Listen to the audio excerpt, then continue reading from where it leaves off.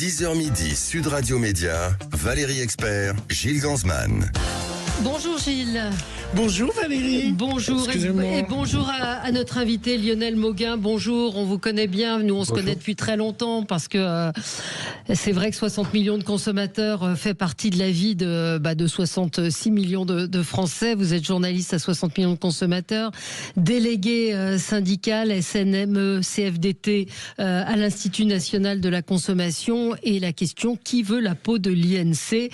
Cette semaine on a appris que le Sénat avait voté pour la suppression de 60 millions de consommateurs et la fin d'une forme d'Institut National de la Consommation. Alors, est-ce que vous pouvez nous expliquer un petit peu pourquoi est-ce que on s'attaque à cet Institut National de la Consommation, et en particulier, et aussi la décision de mettre fin au magazine 60 millions de consommateurs dans le cadre du budget 2026? J'aimerais bien vous l'expliquer, Valérie. Bonjour à tous. Bonjour. Oui. Parce que en réalité, voilà, factuellement, c'est le gouvernement Bayrou qui avait proposé la vente du journal. Et puis on a découvert dans le projet de loi de finances, dans un article du Canard enchaîné, que le gouvernement Lecornu proposait carrément la suppression de l'INC, qui édite 60 millions de consommateurs depuis maintenant 55 ans. Et donc, à partir de là, et comme l'INC a été créé par une loi de finances, c'est aux députés, aux parlementaires de dire si oui ou non on supprime l'INC et donc 60 millions de consommateurs. C'est pour ça qu'on se retrouve aujourd'hui dans le débat public, puisque il y a un débat autour du maintien ou de la suppression de l'INC et donc de 60 millions de consommateurs. Et force est de constater que ça crée un émoi. Évidemment, nous, on dépend de nos emplois, puisqu'on est quand même une soixantaine de salariés de droit privé, donc on perdrait notre emploi. Mais enfin, 60 millions, comme son nom l'indique, ça appartient un peu à tout le monde. Oui. Et donc, tout le monde a le droit d'avoir un avis là-dessus, et c'est ce qui est en débat aujourd'hui. Vous avez lancé une pétition qui a recueilli pas mal de signatures. Aujourd'hui, oui, on est à 115 000 signatures de citoyens, donc sur change.org. Oui.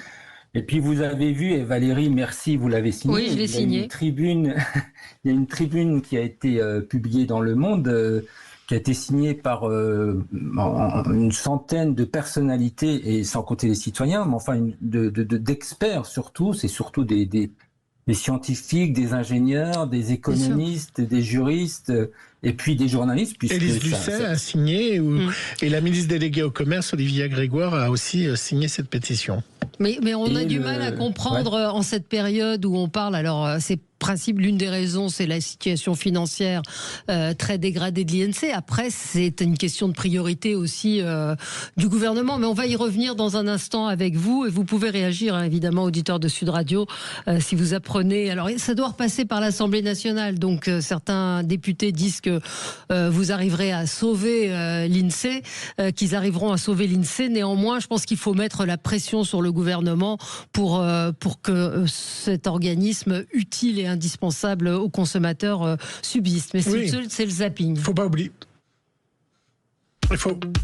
Sud Radio Média, l'instant zapping. Faut pas oublier que c'est l'Institut National, donc de la consommation. L'Institut National de la Consommation. Oui. Donc, Bon Lionel, je vous ai fait un zapping rien que pour vous, conso. J'allais pas vous emmener à parler d'autres sujets, donc vous allez pouvoir réagir. On va commencer par quelque chose où je suis sûr que vous allez réagir, Lionel, sur les colis venus de Chine. Alors, vous savez, Valérie, qu'il y a eu une commission d'information qui a été mise en place et qui ont remis leur rapport mercredi. Et dans ce rapport, il y a 29 propositions, entre autres, taxer les petits colis. Alors, non pas à 2 €, mais cette commission propose que ça soit à 5 €. Du coup, le 1245 de M6 a été sondé, ceux qui retiraient... ils ont été malins parce qu'ils ont été dans les points relais et ils ont observé ceux qui retiraient les colis chinois, parce qu'on les reconnaît avec leur enveloppe particulière. Et donc, ils les ont fait réagir à ceux qui retirent ces colis chinois. Ça stigmatise une partie de la population qui est ceux qui n'ont pas beaucoup d'argent. Donc à un moment, je trouve que c'est pas forcément la bonne manière de faire les choses. Je pense que nos politiques ne sont pas honnêtes avec nous parce qu'ils nous font taxer des produits venant de Chine en nous disant qu'il faut acheter plutôt local. Le problème, c'est qu'on se rend compte que même localement, les gens font délocaliser, ils font travailler et ça vient de Chine. Donc, il faut arrêter de se moquer du peuple. Donc, est-ce que j'achèterai ? Peut-être que je ferai un peu plus attention et grouper mes achats pour que les 5 € rentrent dedans. Pas du tout, je vais continuer à acheter, parce que parfois, tous des produits pas mal, et vraiment pas cher, c'est pour ça. Vu le porte-monnaie des Français, ça ne va pas du tout. Donc, on est obligé d'y aller avec Shine, avec la Chine. J'ai envie de dire à cette dame, la sécurité, je crois que c'est 80% des jouets ou 90% des jouets importés qui sont dangereux et tout ce qui est décoration, meubles, qui ne sont absolument pas aux normes. Lionel Mauguin, une réaction ? On a pu aussi mesurer, par exemple, les crèmes solaires vendues par Temu, qui affichait un indice 50. En fait, le protégeait. On était à un indice 3 ou 4. Ouais. Donc, certes, c'est pas cher, mais enfin, ça vaut pas plus, comme vous le savez sans doute. Le problème de cette histoire de petits colis, c'est que, je ne sais pas si vous le savez, mais enfin, Shein a un entrepôt qui est l'équivalent de 100 terrains de foot en Irlande. Donc, ça sera compliqué de taxer réellement les colis, puisque les colis sont déjà sur le sol européen, entreposés notamment en Irlande, puisque la plupart de nos colis, enfin ceux qui en achètent, viennent d'Irlande, puisque d'ores et déjà, Shein et Temu commencent à implanter des entrepôts logistiques en Europe pour éviter la taxation de ces petits colis. Donc ils ont trouvé la parade. Fait. Oui, c'est ça. Bien sûr. Et non, le gros problème, selon nous, c'est le contrôle. Parce qu'on a appris que, en gros, les douaniers, la répression des fraudes, qui ont des moyens quand même réduits par rapport à la vague submersive des colis, ne contrôlent qu'un colis sur 100 000. Donc, vous voyez bien que le problème, il est là, c'est la vente de produits dangereux pour la santé, pas conformes, pas aux normes. On aura du mal à limiter l'envie des Français de payer pas trop cher des produits. Par contre, il faut que ce soit des produits sûrs, quoi, c'est ça. Restons avec les produits chinois et le BHV. Alors le BHV, ils ont voulu miser sur Shine. Je ne sais pas si on dit Shine ou Chine. Moi, je dirais Shine. Sur Shine, et a perdu toute sa mise.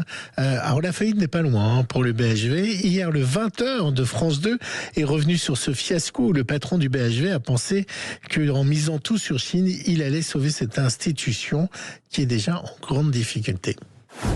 Il semblerait que le bazar de l'hôtel de ville n'ait jamais aussi bien porté son nom. Pas beaucoup de monde à l'intérieur. Depuis quelques mois, il n'y a plus rien. Il y avait surtout personne en vendeur. Alors on est allé se promener au BHV en caméra discrète en espérant le rencontrer. À première vue, on n'est pas franchement saisi par la magie de Noël. Un mois après l'installation de Shein, ces paravents noirs masquent un peu partout des espaces vides ou des rayons sans marchandises. Je cherche juste Chanel. Ils sont partis du magasin Dior, Chanel, Guerlain. Des employés remballent même leur stand sous les yeux des clients. On est encore pour faire la semaine prochaine.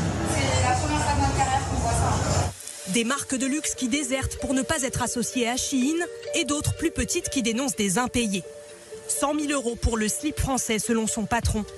Il a engagé une procédure et compte bien récupérer son dû. C'est pas possible de travailler comme ça. Un an de chiffre d'affaires qui tombe pas, ça met en péril l'entreprise, ça affaiblit la trésorerie de la boîte. Derrière, on doit payer nos engagements, nos salariés, nos fournisseurs. C'est intenable. Ouais. Moi, je trouve ça triste, la fin du BHV. Les rayons, on dirait un magasin soviétique. Vous avez vu des images c'est fou. C'est assez incroyable. Et puis, il y a effectivement les fournisseurs, comme celui du sud français, qui ne sont pas payés et qui n'arrivent pas à récupérer leurs créances auprès du BHV. Lionel Mauguin, là-dessus, évidemment, c'est catastrophique. Oui, alors c'est vrai que c'est 60 millions de consommateurs qu'a sorti l'affaire des poupées pédos, puisque la consommatrice qui a essayé d'alerter les autorités a dû passer par nous pour que cette histoire soit dévoilée. C'était quelques jours avant l'ouverture du magasin Shein au BHV. Ça, c'est la première chose qui a un petit peu plombé l'ambiance, je pense. Et puis, deuxièmement, les gens qui venaient pour acheter du Shein, ils sont repartis super déçus. Bien sûr, parce que c'est pas du tout les prix. C'est pas du tout les prix qu'on retrouve sur la plateforme. Le jean, il était à 20-30 euros, alors que 40, donc c'est une grosse déception. Et donc, ce magasin, y compris l'espace Shein, a été un peu déserté. Et c'est un fiasco intégral. Malheureusement pour les salariés qui travaillent là-dedans aussi. Remarque intéressante d'une auditrice qui se moque en disant sauf que ce qui est en vente dans les magasins de jouets en France, c'est du made in China. Il y a peut-être une nuance à faire, c'est-à-dire qu'il y a des normes qui sont appliquées aux importations. C'est ça la nuance, Martine. Et peut-être que Lionel, vous pouvez dire un mot? Ah ouais, c'est sévèrement, enfin le jouet notamment, c'est sévèrement réglementé et vous trouverez jamais, très très rarement, nous on suit ça de près, il y a pas de jouets dangereux vendus dans les grandes surfaces ou dans les magasins spécialisés actuellement. C'est des jouets qui répondent à des normes assez strictes. Très strictes, ouais. Et donc, contrairement à tout ce qui est, je sais pas, une poupée ou une peluche dont l'œil s'arrache et qui peut être ingéré par l'enfant, ça, on a malheureusement. L'invité du jour. L'invité du jour, Lionel Mauguin, journaliste à 60 millions de consommateurs. Vous êtes également délégué du SNE-CFDT à l'INC, à l'Institut National de la Consommation. Qui veut la peau de l'INC? Visiblement, l'INC, l'Institut National de la Consommation, est menacé. Les sénateurs ont voté pour sa disparition. Il faut que ça repasse maintenant devant l'Assemblée nationale. Néanmoins, ça fait des mois qu'on parle de la disparition de l'INC et de la fermeture de 60 millions de consommateurs ou de la revente du journal.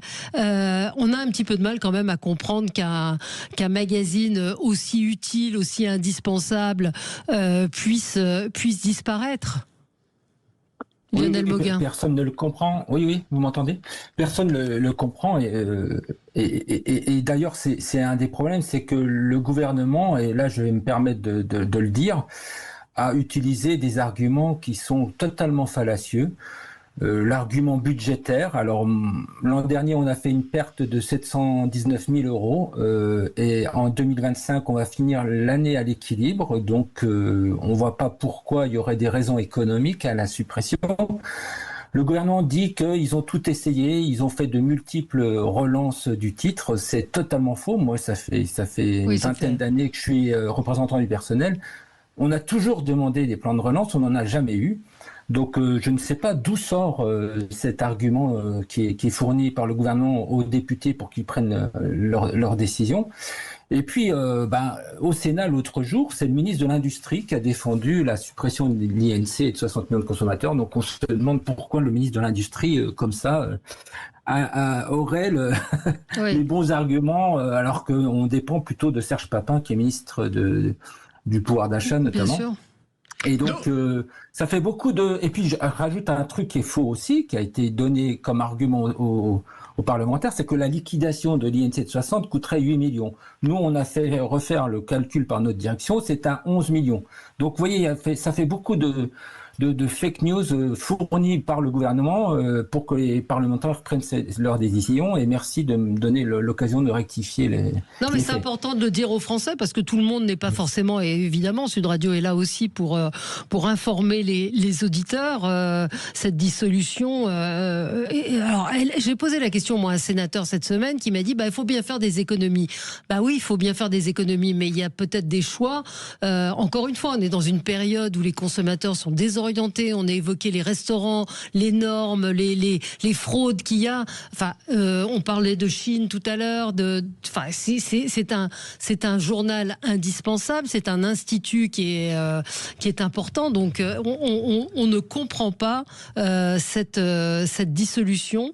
Est-ce qu'il y a des alternatives qui sont imaginées? J'ai cru entendre Serge Papin dire oui, mais on pourrait imaginer une autre forme de je ne sais quoi.